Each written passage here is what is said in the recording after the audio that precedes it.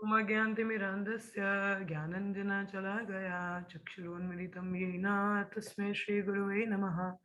जय श्री कृष्ण चैतन्य प्रभु नित्यानंद श्री अद्वैत गदाधर श्रीवासदि गौर भक्त वृंद। हरे कृष्णा कृष्ण कृष्ण हरे हरे, हरे राम राम राम हरे हरे। वंशकल्पतरुभ्यश्च कृपा सिन्धुभ्येव च पतितनां पावनेभ्यो वैष्णवेभ्यो नमो नमः। नमो विष्णुपादाय कृष्णपृष्ठाय भूतले श्रीमद् भक्तिवेदांत स्वामी इति नामिने नमस्ते सरस्वती गौरवाणी प्रचारिणे निर्विशेष शून्यवादी पश्चात् नमो विष्णुपादाय कृष्णपृष्ठाय।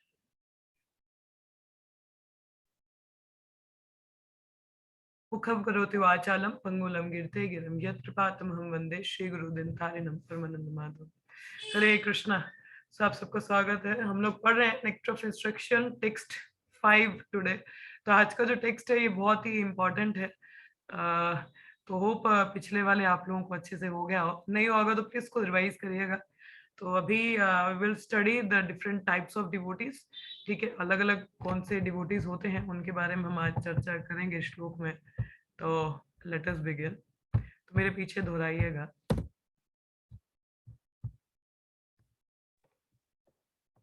कृष्णेति यस्य गिरितं मनसेन्द्रियेता, कृष्णेति यस्य घृतं मनसोद्रियेत, दीक्षास्ति चेता प्रणतिभिश्च भजन्तमीशम्। दीक्षास्ति चेता प्रणतभिः च भजन्तमीशम्। शुश्रूष्य भाजान् विज्ञान अनन्यमन्या, शुश्रूष्य भजनम् अनन्यं मन्या, निन्दादिशून्या हृदमीप्सितसङ्गलब्धया। निन्दाशून्या कृष्णेति यस्य गिरितं मनसेन्द्रियेता, कृष्णेति यस्य गिरिते चैता प्रणतिभिश्च भाजनाथं मिशम्। दीक्षातिशत् प्रणमाच भजनतं शुश्रूष्य भाजना विघ्नमनन्यमन्या, भजना विजनानया निन्दादिशून्या हृदमीप्सितसङ्गलब्धया। निन्द्या सुनिया हरदम कृष्णेति यस्य गिरितं मनसेन्द्रियेता, कृष्णे यस्य गिरितं मनुष्येद्या दीक्षास्ति चैता प्रणतिभिश्च भजन्तं मिशम्।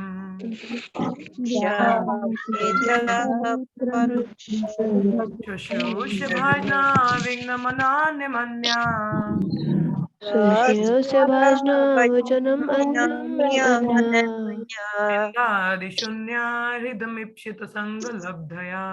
निन्दादिशून्या हृदमीप्सितसङ्गलब्धया। धन्यवाद। शब्दार्थ Krishna the holy name of lord Krishna, भगवान का पवित्र नाम।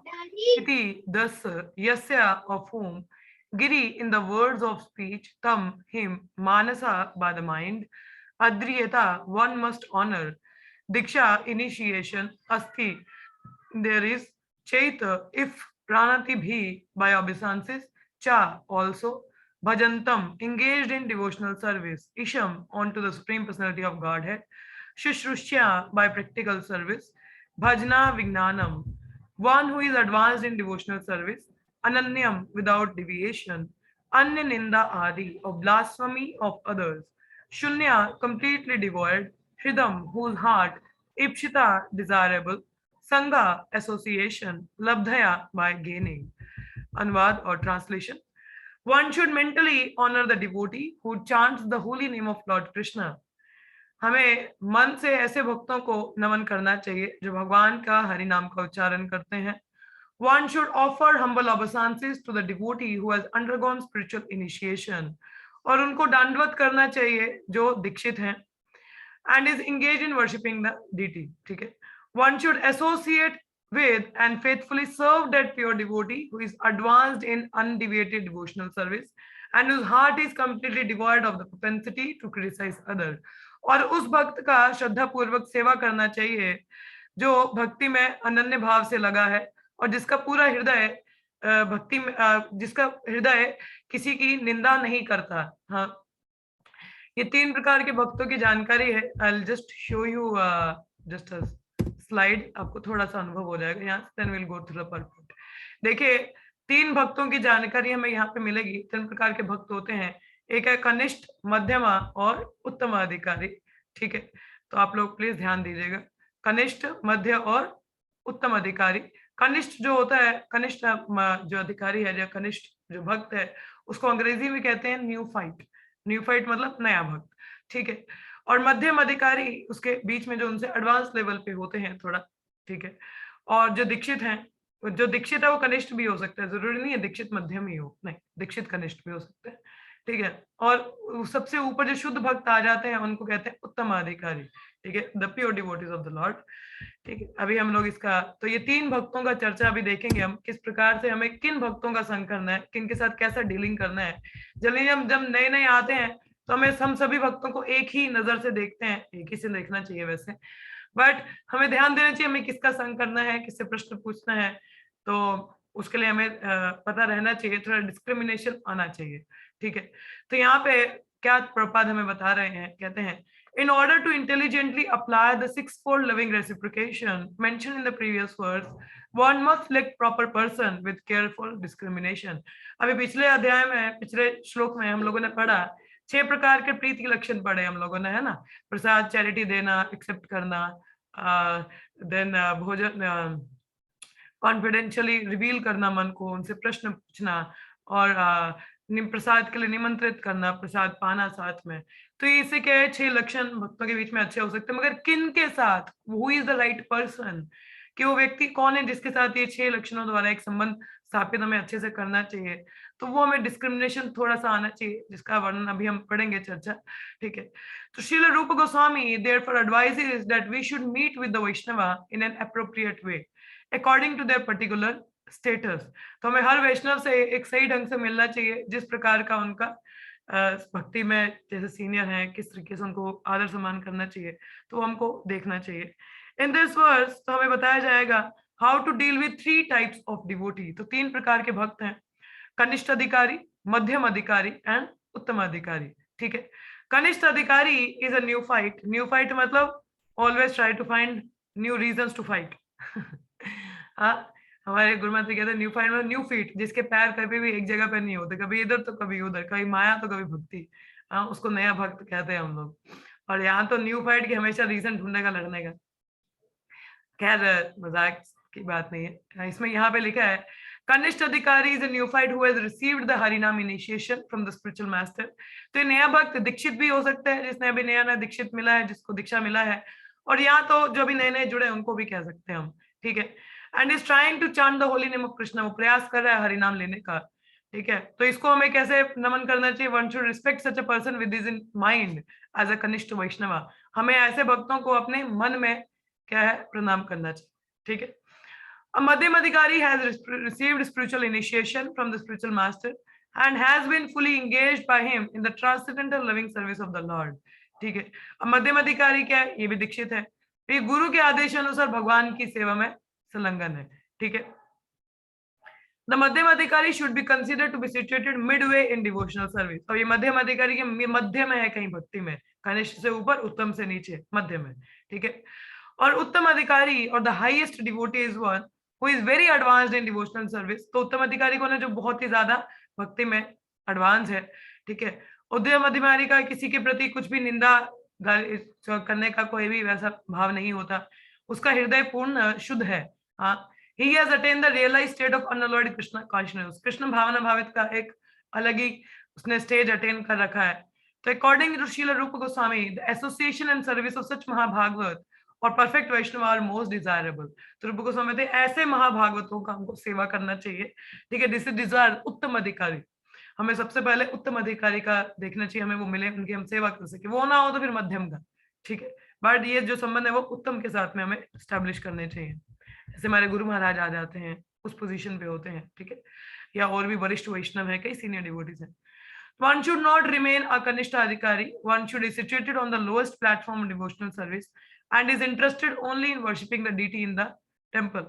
अब जो एक नया भक्त है, ये जनरली ये भक्ति के सबसे निम्न स्तर पर होता है, ठीक है। जो कनिष्ठ अधिकारी है, ये क्या होता है, ये भक्ति के सबसे निम्न स्तर पर है। निम्न स्तर पर मतलब ये आएगा, विग्रहों की सेवा वगैरह करेगा या जो भी है, मगर इसका संबंध क्या होता है, मैं और मेरे भगवान, इसके आगे पीछे वो कुछ नहीं जानता कि वैष्णव भी कोई होते हैं, उनको भी प्रणाम करना है या आज्ञा पालन करना है, नहीं, उसको इतना कुछ भी नहीं आता है। वो केवल मैं और मेरे भगवान, बाकी भक्तों से वो इतना उसको लेना देना नहीं रहता। तो इसको कहते हैं कनिष्ठ। उसको ये नहीं पता कि भक्तों के साथ संबंध कैसा रखना चाहिए, क्या वार्तालाप होना चाहिए, क्या चर्चा करना चाहिए, नहीं, वो केवल मैं, मेरा भगवान, उसी में ही वो संतुष्ट रहता है। तो इसको कनिष्ठ अधिकारी कहते हैं, ठीक है।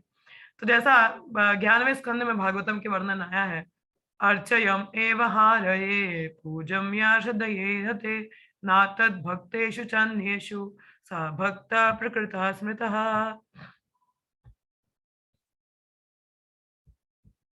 A person who is very faithfully engaged in the worship of the deity in the temple, but who does not know how to behave toward devotees or people in general, is called Prakrita Bhakta or Kanishta Adhikari. कनिष्ठ अधिकारी कौन है? जो श्रद्धा से भगवान की सेवा तो करेगा, मगर ये नहीं पता कि भक्तों के साथ हमें कैसा व्यवहार रखना चाहिए, जनरल लोगों के साथ कैसा व्यवहार हमारा होना चाहिए, इसको कनिष्ठ अधिकारी कहते हैं। One therefore has to raise himself from the position of Kanishta Adhikari to the platform of Madhyama Adhikari.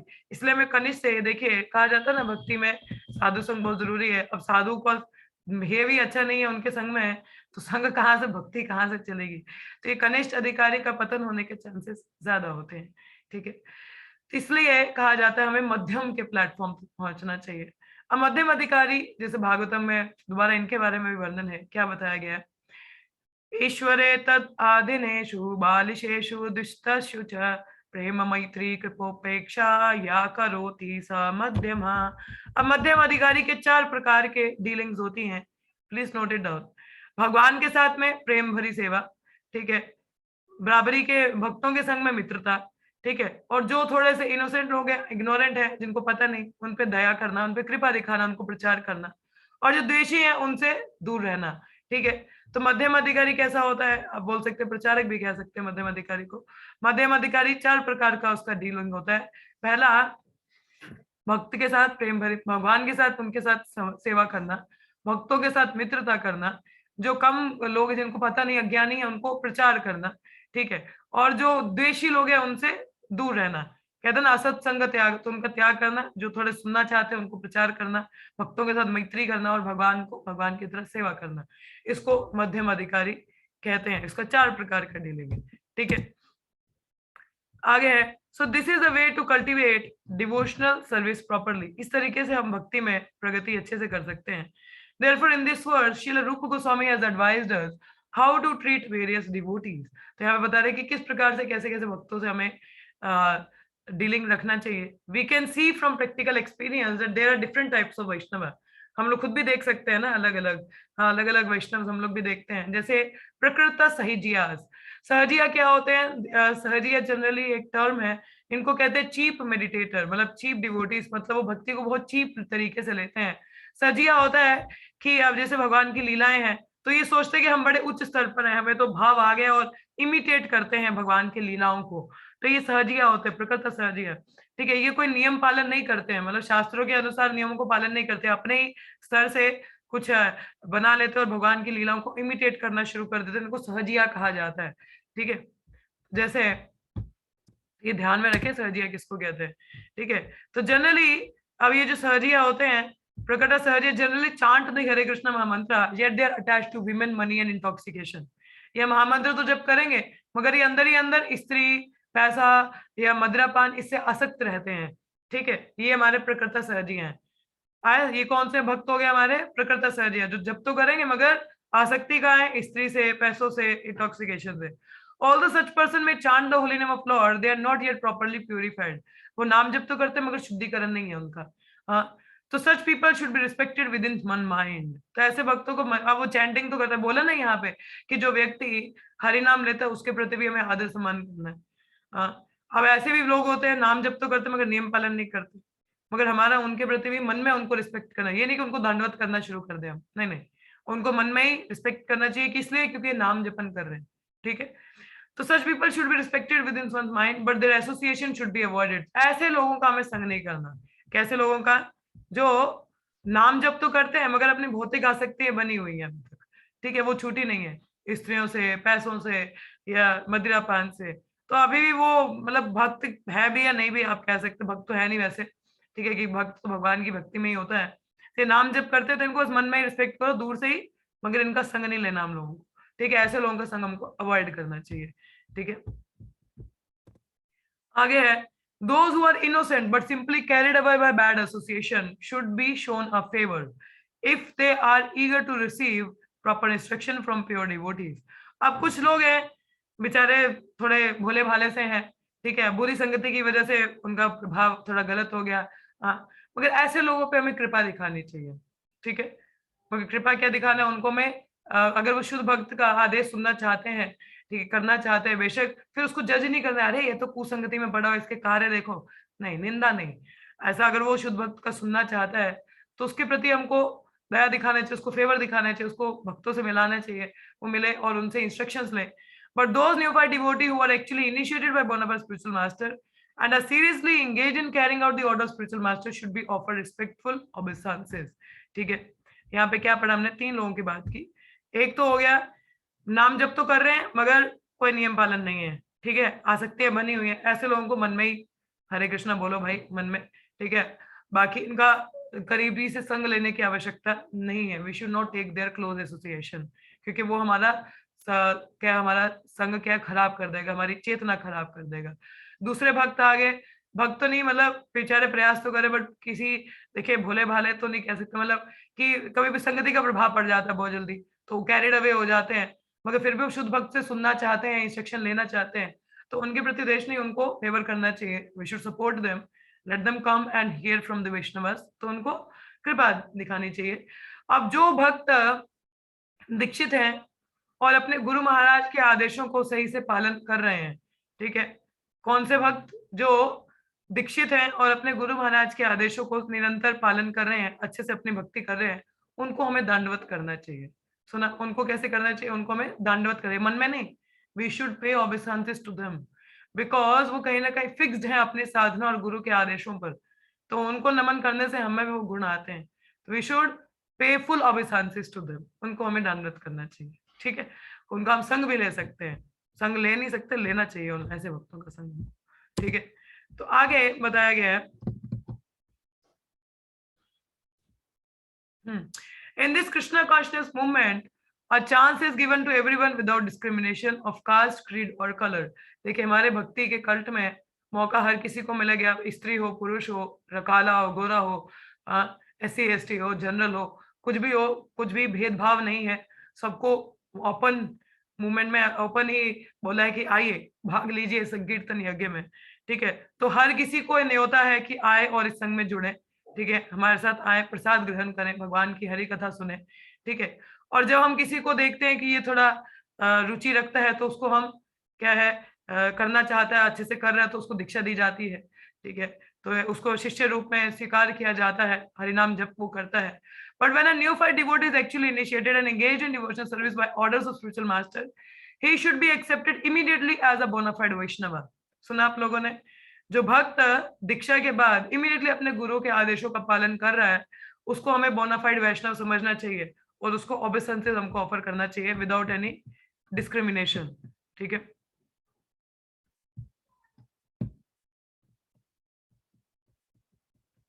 ठीक है, out of many such Vaishnava, one may be found to be very seriously engaged in the service of Lord and strictly following all regulative principles, chanting the prescribed number of rounds on japa bead and always thinking of how to expand the Krishna conscious movement. Such a Vaishnava should be accepted as an Uttama Adhikari, a highly advanced devotee, and his association should always be sort of Uttama Adhikari। कौन है? जो निरंतर 4 नियम अच्छे से कर रहा है, माला अच्छे से करता है, हर समय सोचता है किस प्रकार से इसको और बढ़ाया जाए, इस मूवमेंट को, हाँ, अच्छे से सेवाएं कर रहे हैं, उसको उत्तम अधिकारी कहते हैं, जो एडवांस्ड है, फिक्स्ड अप है भक्ति में, ठीक है, उनका हमें संग लेने का प्रयास करना चाहिए। जैसे the process by which a devotee become attached to Krishna is described in Chaitanya Charitamrita. क्या बताए किस प्रकार से हम भगवान चैतन्य महाप्रभु से भगवान कृष्ण से अटैच हो सकते हैं। दीक्षा काले भक्त करे आत्मस्मरपणा, सही काले कृष्ण तारे करे आत्मसमा। At the time of initiation, when a devotee fully surrenders to the service of Lord, Krishna accepts him to be as good as himself. तो जब भक्त शरणागत करते हैं दीक्षा के समय और भगवान को स्वीकार, एक भक्त को शरणागत करते हैं, भगवान उसे अपने अपने जैसा समझ लेते हैं, अपने परिवार में ऐड ऑन कर लेते हैं। दीक्षा और स्पिरिचुअल इनिशिएशन क्या होती है, इसको भक्ति संदर्भ में जीव गोस्वामी बताते हैं। क्या बताते हैं? दिव्यम ज्ञानम यतो दाद्यत कुर्यत पापस्य संकषयम तस्मद् दीक्षेति सा प्रोक्ता देशिकेस्तत्व को विदहे। By Diksha, one gradually become disinterested in material enjoyment and gradually become interested in spiritual life. दीक्षा से क्या होता है, धीरे धीरे हमारी भौतिक आसक्ति कम और अध्यात्म की ओर हमारी वृद्धि रुचि बढ़ना शुरू होती है। हाँ, दीक्षा का मतलब ही होता है शिक्षा कॉन्ट्रैक्ट। अब देखिए किसी भी शुद्ध वैष्णव की हम दीक्षाओं शिक्षाओं को पालन करते हैं तो हृदय में उसका रिजल्ट यही होता है कि हमारी भौतिक आसक्तियां कम हो जाती हैं और अध्यात्म में वृद्धि होती है।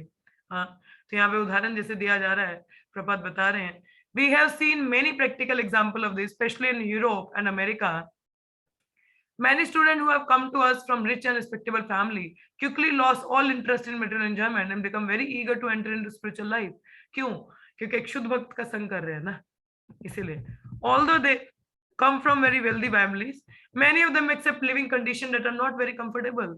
कई तो इतने अमीर परिवार से थे मगर आके तो ऐसी ऐसी स्थितियों में वो रहे हैं जो कि रहने लायक भी नहीं होती, मगर किस लिए? भगवान की सेवा के लिए, गुरु की प्रसन्नता के लिए।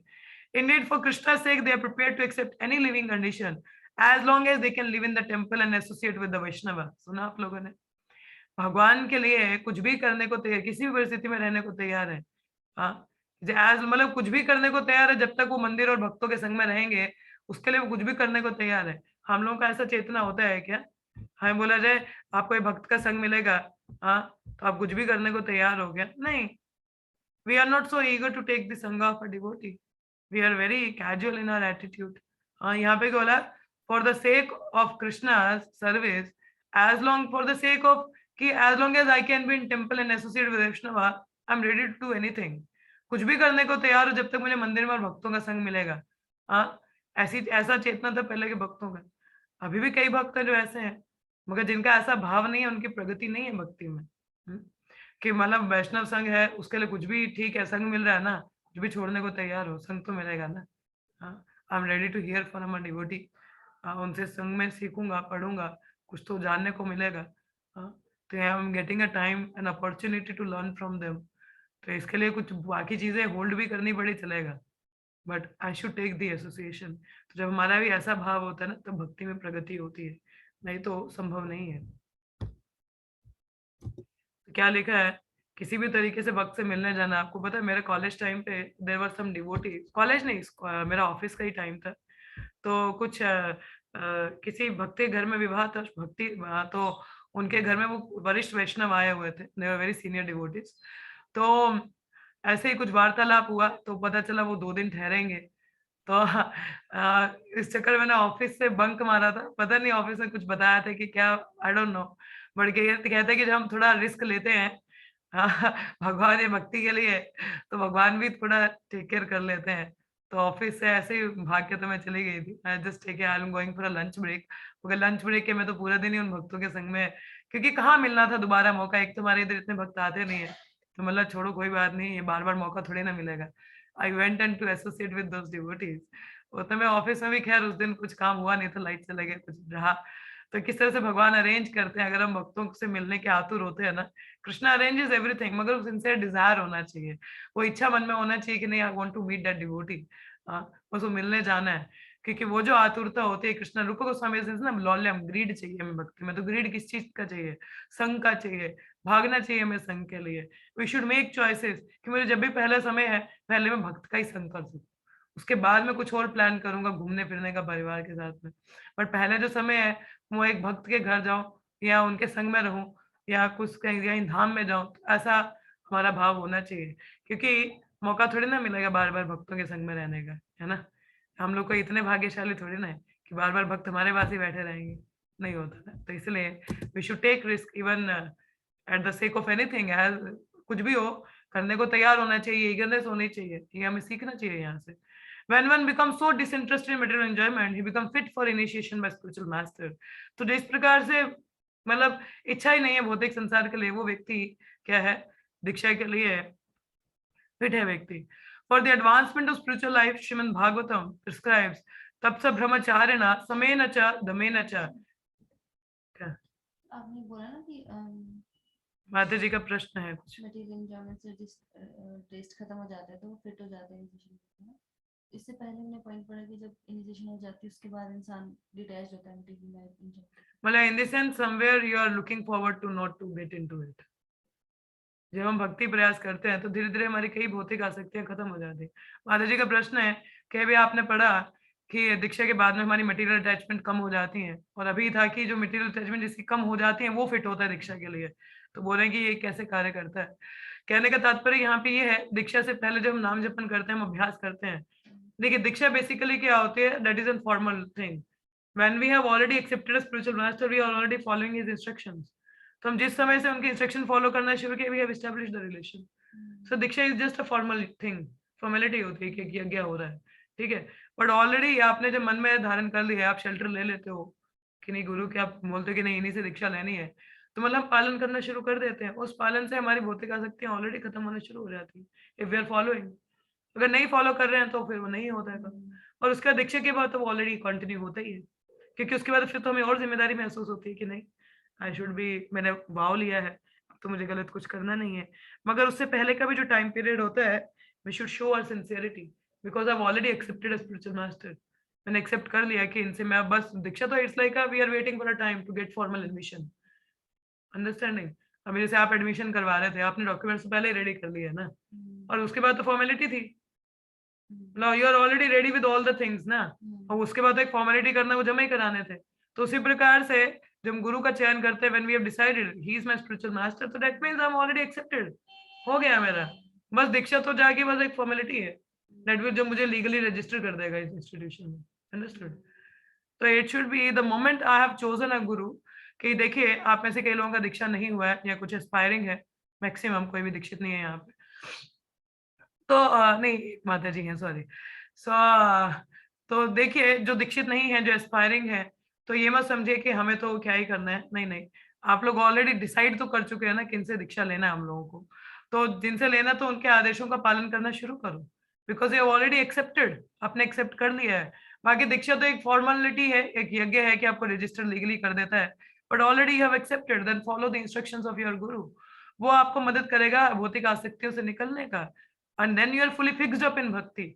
और यज्ञ के बाद तो मतलब वो तो एक अलग ही एम्पावरमेंट रहता है कि परंतु we have already accepted it, to try to follow up, okay.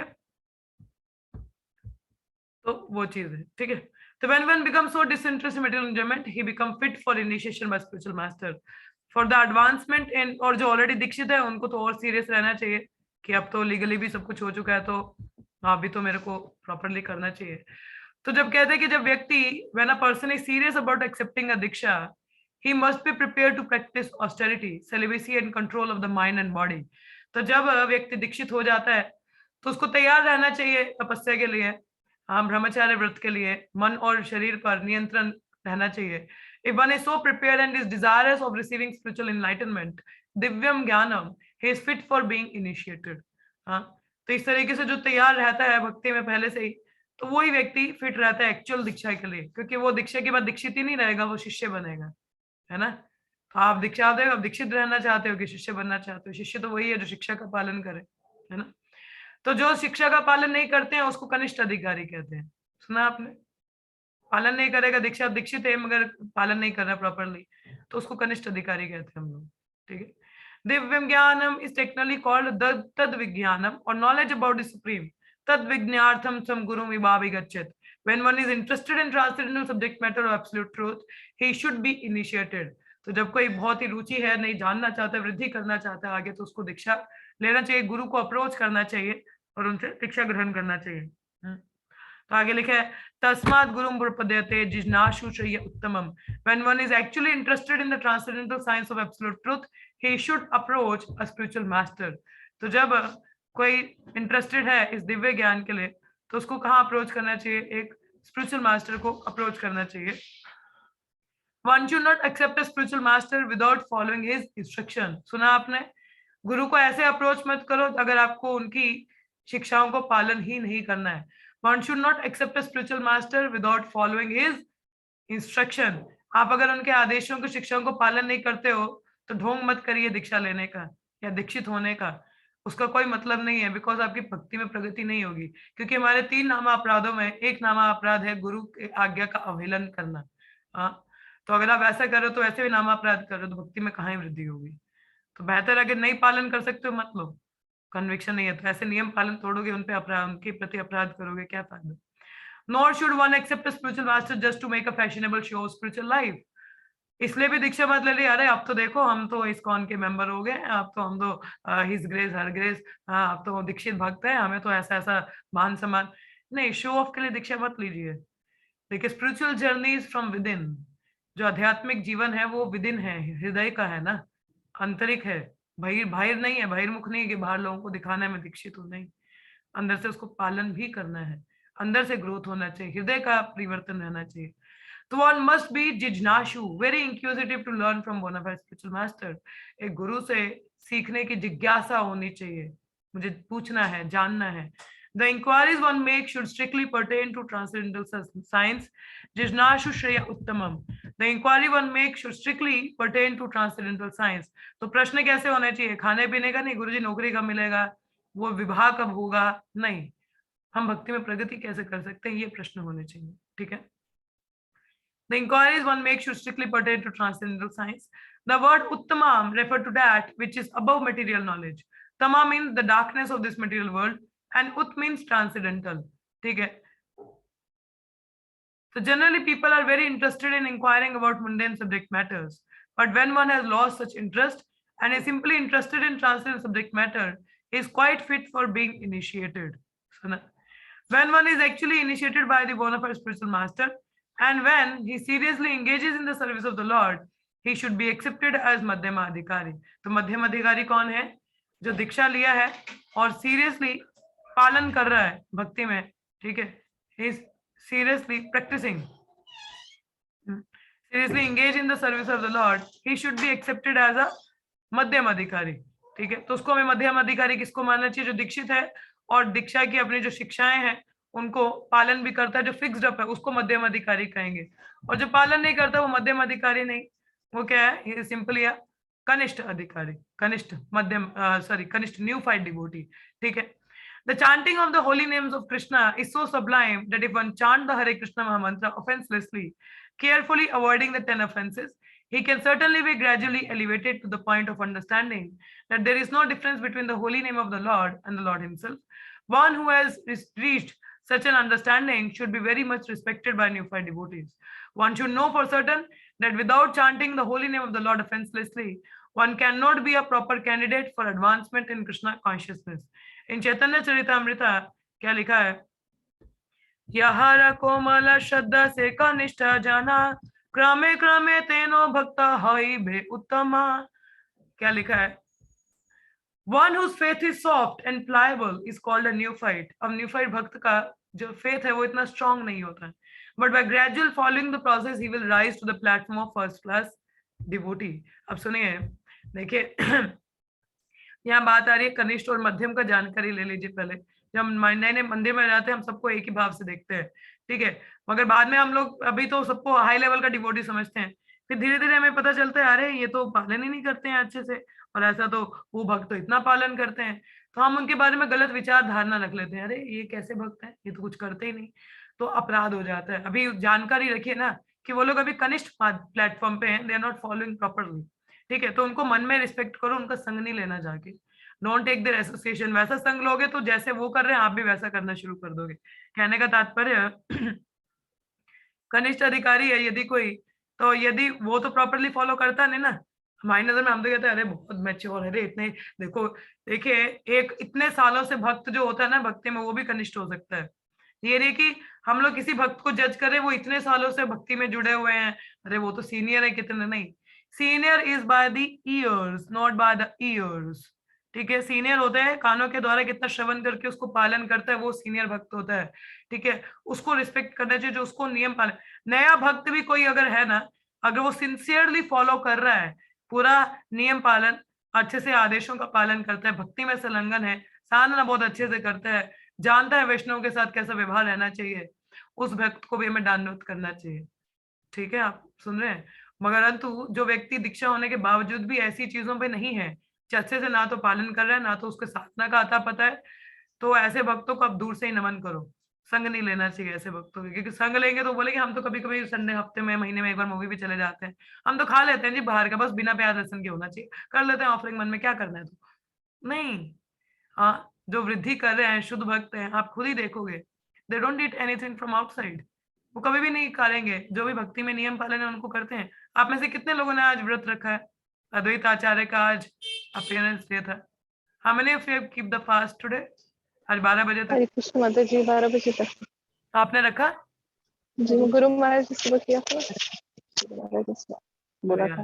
Okay, Supriya माता जी ने भी रखा और अदिति ने भी रखा, बाकी लोग पता नहीं था हाँ, कि माता जी। कुछ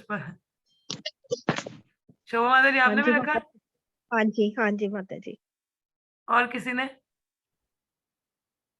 खैर, इसमें वो बात नहीं है, बड़प्पन की बात नहीं है, कहने का तात्पर्य ये है कि जो देखिए दोज आर सीरियस डिवोटी, जो ऐसे दिन भी होते हैं उनको भी ऑब्जर्व करते हैं। ठीक है, हमारे वैष्णव आचार्य गुणों के हैं, we should observe those days. हम ऐसे दिनों को क्या ऑब्जर्व करना चाहिए, we should follow those days and follow the instructions of our guru Maharaj. ठीक है, उनको पालन करना चाहिए। ऐसे भक्तों का जाके संग लेने से जब हम देखते हैं कि वो कितने स्ट्रिक्टली पालन कर रहे हैं, भक्ति में संलग्न है, तो उससे क्या होता है, हमारी भक्ति की वृद्धि होती है। So that's how we are progressing, but not with the devotee. प्रीति माधुरी कह रही 11:45 पे प्रसाद पा लिया, 15 मिनट और रुक जाते तो कोई बात नहीं। तो कहने का तात्पर्य, तो कभी भी अगर आपको भक्तों में लगे ना कि अरे ये भक्त तो बड़ा अजीब सा है, ये तो पालन ही नहीं करते माधुरी, प्रभु जी ये तो ऐसे में है, तो समझ लीजिए कि वो कनिष्ठ है, अभी तक मध्यम नहीं बने हैं, या थोड़े वरिष्ठ नहीं है, फिक्सअप नहीं है। तो ऐसे लोगों का संग नहीं लेना, दूर से हरे कृष्ण ही करना है। ठीक है, तो मगर मन में भी गलत विचार नहीं रख लेना, नहीं तो वैष्णव अपराध हो जाता है। ठीक है, तो आगे लिखा है everyone begin his devotional life from the neophyte stage. Neophyte stage मतलब वहीं से। न्यूफाइड कौन होता है? Those of trying to find new reasons to fight. नए नए रीजन ढूंढता रहता है लड़ने का, या जिसके whose feet are not fixed up, मतलब कभी माया में जाता है, कभी भक्ति में, कभी माया, भोग त्याग ऐसा उसका चलता रहता है, उसको न्यू फाइट कहा जाता है, कनिष्ठ। ठीक है, even properly finishes chanting the prescribed number of round of Hari नाम, is elevated step by step to the highest platform, उत्तम अधिकारी। तो जो शुद्ध नाम उच्चारण जैसे हम धीरे धीरे करना शुरू करते हैं, तो उत्तम अधिकारी तक भी पहुंच पाते हैं। तो Krishna conscious movement prescribe 16 rounds daily because people in western country can not concentrate for long period while chanting on beads. तो प्रभुपाद ने बहुत क्या बोला हुआ है, 16 माला निरंतर जप के बारे में बात की गई है। ठीक है, मगर पहले तो 64 हुआ करता था, मगर प्रभुपाद ने जब देखा ये तो भौतिकवादी लोग इतना कर नहीं सकते, तो उन्होंने मिनिमम 16 नंबर फिक्स किया है, ये मिनिमम, इससे नीचे नहीं जाना है। 16 तो कम से कम होना चाहिए, ज्यादा जितना मर्जी करो। ठीक है, तो we should chant and therefore the minimum number of round is prescribed। ठीक है, तो इसलिए कम से कम नंबर क्यों है, क्योंकि हमारे आचार्य श्रील प्रभुपाद ने ऐसा दिया है हमको। तो हावर श्रील भक्ति सिद्धांत ठाकुर तो कहते थे कि अनलेस कोई व्यक्ति 64 माला नहीं करता, वो वैष्णव ही नहीं कहलाता, वो पतित है। हाँ, कहते हैं कि Srila Bhakti Siddhanta Thakur used to say that unless one chant at least 64 round of japa, he is considered fallen, पतित। जब तक कोई 64 माला करता है वो पतित आत्मा है। और हमें तो देखो हमारे वैष्णव आचार्य की कितनी कृपा है, हमको 16 ही बोली है। तो अकॉर्डिंग टू इस calculation practically every one of us is फलन, मतलब उनके हिसाब से तो हम सारे ही गिरे हुए पतित आत्मा है, हम तो 64 करते ही नहीं है। But because we are trying to serve the supreme lord with all seriousness and without duplicity, we can expect the mercy of lord Shri Chaitanya Mahaprabhu who is famous as पतित पावना, the deliverer of the fallen। हम बेशक पतित हैं इस नियम के अनुसार, परंतु यदि हम सही भाव से भगवान की सेवा कर रहे हैं, निरंतर उनकी सीरियस होके सिंसेरिटी से, तो हम उनकी कृपा के पात्र बनते हैं। हाँ, तो when Srila Satyaraj Khan, a great devotee of Chaitanya Mahaprabhu, asked the Lord how a Vaishnava could be recognized, ठीक है, तो एक सत्यराज खान थे, उन्होंने चैतन्य महाप्रभु से पूछा कि एक वैष्णव को कैसे पता किया जाए कि कौन वैष्णव है। हाँ, तो चैतन्य महाप्रभु ने क्या उत्तर दिया, कहा प्रभु कहे या ना मुखे सुनी एक बारा, कृष्ण नामा साई पूज्य श्रेष्ठ सब कारा। Even hear a person say even once the word Krishna, that person should be accepted as the best man out of the common group। क्या बोले चैतन्य महाप्रभु ने कि अगर if one hear a person say even once the word Krishna, अगर कोई व्यक्ति एक बार कृष्ण भी कहता है तो उसको कॉमन मास से एक अच्छा व्यक्ति समझना चाहिए। हाँ, तो मतलब क्या अभी क्या बात की कि देखो लोग generally they don't chant Hare Krishna, इतनी भीड़ में अगर कोई व्यक्ति हरे कृष्णा कह दे, he is the best among them. उसके आगे चैतन्य महाप्रभु क्या कहते हैं, अतएव यानर्मुखे एका कृष्ण नामा सहित वैष्णव कार्य ताना रसामाना। One who is interested in chanting the holy name of Krishna, or who by practice likes to chant Krishna's name, should be accepted as a Vaishnava and offer respect as such, at least within one's mind। क्या बोला है कि one who is interested, जो नाम जपन में रुचि रखता है या अभ्यास कर रहा है नाम जप करने का, उसको वैष्णव हमको कहना चाहिए, और उसको मन में कम से कम मन में उसको आदर सम्मान हमको करना चाहिए, जो रुचि कर रहा है या अभ्यास कर रहा है नाम जप करने का। ठीक है, so one of our friend, a famous English musician, has become attracted to chanting the holy name of Krishna. Even in his record, he has several times mentioned the holy name of Krishna. At his home, he offered respects to pictures of Krishna and also to the preachers of Krishna consciousness. In all regard, he has a very high estimation for Krishna's name and Krishna's activity. Therefore, we offer respects to him without reservation, for we are actually seeing that this gentleman is advancing gradually in Krishna consciousness. Such a person should always be shown respect. The conclusion is that anyone who is trying to advance in Krishna consciousness by regularly chanting the holy name should always be respected by क्या? George Harrison. Conclusion is that anyone who is trying to advance in Krishna consciousness by regularly chanting the holy name should always be respected by Vaishnavas. On the other hand, we have witnessed that some of our contemporaries who are supposed to be great preachers have gradually fallen into the material conception of life because they have failed to chant the holy name of the Lord. सुना आपने? तो क्या कह रहे हैं, यहाँ एक और एक व्यक्ति है जो हरिनाम में रुचि लेता है, यहाँ और वृद्धि करना चाहता है, प्रयास कर रहा है और धीरे धीरे भक्तों के प्रति अप्रिशिएशन है, सेवा भी कर रहा है, तो धीरे धीरे उसका प्रगति हो रहा है। तो ऐसे व्यक्ति के प्रति हमारा सम्मान रहना चाहिए, we should respect such a person. ठीक है, और प्रभात बता रहे कि ऐसे कई है हमारे मिशन में भी जुड़े हैं जो निरंतर क्या करने के बाद भी नाम जपन छोड़ दिया, पतित हो गए हैं, उनके प्रति भी रिस्पेक्ट तो रहना ही चाहिए, ऐसी बात नहीं है। परंतु देखिए व्यक्ति जो सिंसियरली प्रयास कर रहा है ना, उसके प्रति हमें रिस्पेक्ट करना चाहिए। वी शुड नॉट, मंदिर में कोई आता है ना, आपके किसी के प्रति किसी भक्त के प्रति द्वेष आता है ना, कुछ अपराध आता है, ये सोचना चाहिए अरे ये व्यक्ति चैंटिंग कर रहा है, भौतिक जगत में कोई चैंटिंग नहीं कर रहा है। हाँ, और ये संडे को मूवी देखने जा सकता था मगर ये मंदिर में आया है। सुन रहे हो आप? अगर कोई भक्त में लगता है ना कि यार देर कैसे भक्त हैं, ये ऐसे आपके मन में कुछ ऐसा अपराध है, कुछ ऐसा रहता है उनके प्रति, तो ये देखो उनका एक सबसे अच्छा क्वालिटी है, हर भक्त में ये देख सकते हैं कि वो चैंटिंग कर रहे हैं। हाँ, किसी भक्ति के प्रति कोई भी द्वेष है, कहते हो अगर किसी भक्ति के प्रति हमें अपराधजनक स्थिति आती है तो हम मन में हम लोग ऐसा सोच लेते हैं, तो हम बोलते हैं कि किसी का एक अच्छा गुण देखो, अच्छा गुण यही देखो सबसे पहले, यार ये हरि नाम जप कर रहा है, he is chanting the holy name. हाँ, नाम जप करना इतना आसान नहीं है मुख से हरि नाम निकल जाए, इट्स नॉट इजी। तो अगर कोई ले रहा है तो that person is respectable.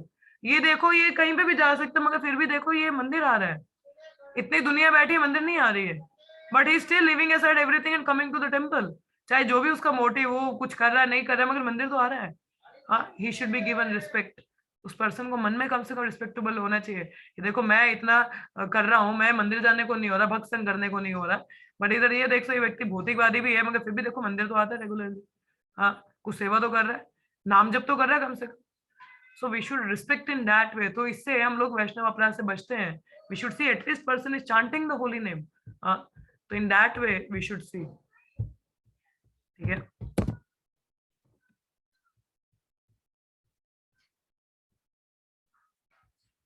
while giving instruction to Sanatan Goswami, Chaitanya Mahaprabhu divided devotional service into 3 categories. तो सनातन गोस्वामी को जब चैतन्य महाप्रभु इंस्ट्रक्शंस दे रहे थे तो उनको 3 भागों में डिवोशनल सर्विस को बताया। शास्त्र युक्ति नहीं जाने दृढ़ श्रद्धावाना, मध्यम अधिकारी सही महाभाग्यवान।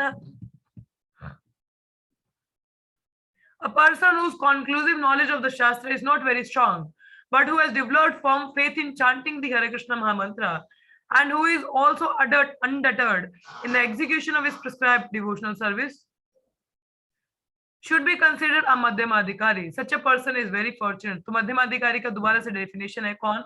जिसका फेथ बहुत स्ट्रांग है, श्रद्धावान है, मे भी शास्त्रिक ज्ञान में वो इतना आर्ग्यूमेंट ना कर पाए, बहस ना कर पाए, मगर उसका फेथ स्ट्रांग है और निरंतर गुरु के आदेश पर पालन भी कर रहा है, फिक्स्ड अप है साधना में, राधा कृष्ण की सेवा भी कर रहा है, ऐसा व्यक्ति को मध्यम अधिकारी कहा जाता है। कैंडिडेट फॉर फर्दर एडवांसमेंट, और he is a actual candidate जो आगे प्रगति भी करता है। तो चैतन्य चरित्र में आगे वर्णन है, श्रद्धावान जाना हो या भक्ति अधिकारी, उत्तम मध्यम कनिष्ठ श्रद्धा अनुसारी। One become qualified as a devotee on the elementary platform, the intermediate platform, and highest platform of devotional service according to the development of his Shraddha, faith.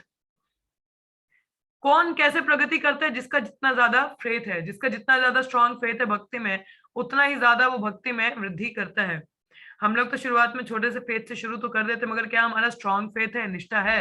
अगर नहीं है तो हमें समय लगेगा प्रगति के लिए। हमारा नहीं है तो ऐसे भक्तों का संग करो जिनका स्ट्रॉन्ग फेथ है, उनके स्ट्रॉन्ग फेथ से हमारा भी श्रद्धा बढ़ता है और फिर हम प्रगति करने में हेल्प होता है, हम लोगों को प्रगति कर पाते हैं। जैसे आगे बताया, श्रद्धा शब्दे विश्वास कहे सुदृढ़ निश्चया, कृष्ण भक्ति कैला सर्व कर्म कृत होया। By rendering transcendental service to Krishna, one automatically perform all subsidiary activities. This confident, firm faith favorable to the discharge of devotional service is called Shraddha. क्या बोला गया है? By rendering transcendental service to Krishna, one automatically perform all subsidiary activities. This confident, firm faith favorable to the discharge of devotional service is called Shraddha. श्रद्धा क्या है? कि दिव्य जब सेवा करते हैं, उस सेवा के दौरान हम लोग like with a firm faith favorable to the discharge automatically perform all subsidiary activities. जो श्रद्धा से धीरे धीरे लगता है, वो धीरे धीरे सारे कार्य और क्या है, firm faith उसका बढ़ जाता है। तो he was like now the by default he is doing the practices, by default he is serving Krishna. तो by default जब ऐसा कार्य होता है तो he will be progressing, तो धीरे धीरे उसका फेथ और बढ़ता है। जैसे आपको बताया था, service is a vehicle and a engine. Service क्या व्हीकल भी है और इंजन भी है, हमारा उत्साह बनाने रखने के लिए। उत्साह से हम सेवा करना शुरू करते हैं, कभी कभी किसी दिन मन नहीं करता, मगर फिर भी हमको सेवा करनी चाहिए बिकॉज स्टिमुलेट डिवोशन। हाँ, तो उसी तरीके से हमारा श्रद्धा भी कब बढ़ता है? जब हम सेवा करना शुरू करते हैं तो कई अनुभूतियां होती हैं, तो उससे हमारा फेथ क्या स्ट्रॉन्ग होता है। अतः नहीं, ये सच में रेसिप्रोकेशन हम लोग जब देखते हैं तो अब we develop our faith by rendering services.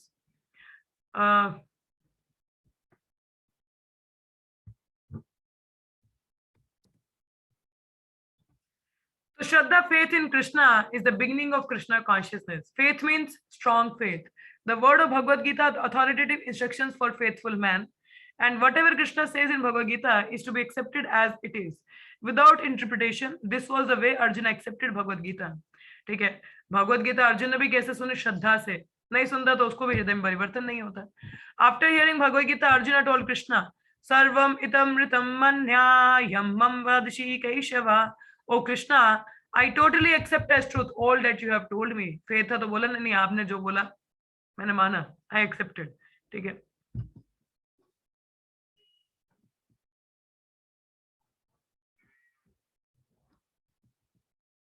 ये आखिरी के जो 4 श्लोक हैं,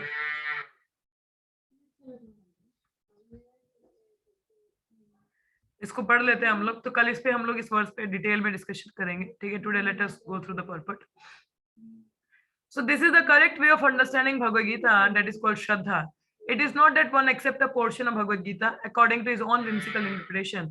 ऐसा नहीं कि भगवद गीता श्रद्धा से जैसा बोला गया वैसे पालन करना, ये नहीं कि मुझे जो पसंद आ रहा है पालन कर लेता हूँ, जो नहीं आ रहा तो छोड़ देते, नहीं, वो श्रद्धा नहीं है। श्रद्धा means accepting the instructions of Bhagavad Gita, पूर्ण रूप से उसको पालन करना।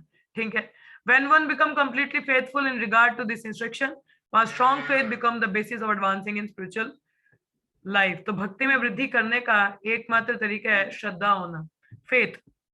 When one fully engages in chanting the Hare Krishna Mahamantra, he gradually realizes his own spiritual identity. Unless one faithfully chants the Hare Krishna mantra, Krishna does not reveal himself. Sevan mukhe hi jivadao. कि we cannot realize the supreme personality of Godhead by any artificially means. हमें अगर श्रद्धा ही नहीं है तो भगवान क्यों हमको reveal करेंगे भाई? Why should he? We must engage faithfully in the service of the Lord. So service begin with the tongue. तो ऐसा सेवा कहां से शुरू होता है? सेवन मुख ही जीव आदाओ, बिगिनिंग विद द चैंट. मुख जीवा से क्या काम है? खाने का और एक बोलने का. बोलो तो हरे कृष्णा, खाओ तो Krishna Prasad. So we should not chant or accept anything else. When this process is faithfully followed, Supreme Lord reveals himself to the devotee. So when a person realizes himself to be an eternal servitor of Krishna, he loses interest in everything but Krishna's service. Always thinking of Krishna, devising means by which to spread the holy name of Krishna, he understands that his only business is in spreading the Krishna conscious movement all over the world. तो जब इंसान इतना पक्का हो जाता है, समझ लेता है कि भक्ति है और इसी को आगे बढ़ाने में कार्य करता है, तो उसको उत्तम अधिकारी कहते हैं. हाँ, his association should be immediately accepted according to 6 processes. तो ऐसे जो शुद्ध वैष्णव है उनका हमें संग immediately accept करना चाहिए. ये ददाति प्रतिगृह्णाति, उनके साथ हमें संबंध स्थापित करना चाहिए. Everything one possesses should be offered to him. जो भी हमारे पास है उनको देना चाहिए. For it is enjoined that one should deliver whatever he has to spiritual master. हमारे गुरु को सब कुछ देना चाहिए ना. The brahmachari in particular is supposed to beg alms from others and offer them to the spiritual master. However, one should not imitate the behavior of an advanced devotee or Mahabhagavata without being self-realized, for by such imitation one will eventually become degraded. हमें अनुकरण नहीं करना चाहिए शुद्ध वैष्णव का. In this verse, Srila Rupa Goswami advises the devotee to be intelligent enough to distinguish between the Kanishta, Madhyama and Uttamadhikari. The devotee should also know his own position and should not try to imitate a devotee situated on higher platform. Bhaktivinoda Thakur has given some practical hints to the effect that an Uttama Adhikari Vaishnava can be recognized by his ability to convert many felon into Vaishnav. तो उत्तम अधिकारी को और किस तरीके से जान सकते हैं? उसकी वो क्षमता एक पतित को भक्त बनाने का. One should not become a spiritual master unless he has attained the platform उत्तम अधिकारी. किसी को शुद्ध भक्त नहीं बनना, गुरु की पोजीशन नहीं लेनी चाहिए जब तक कि वो एक उत्तम अधिकारी नहीं है.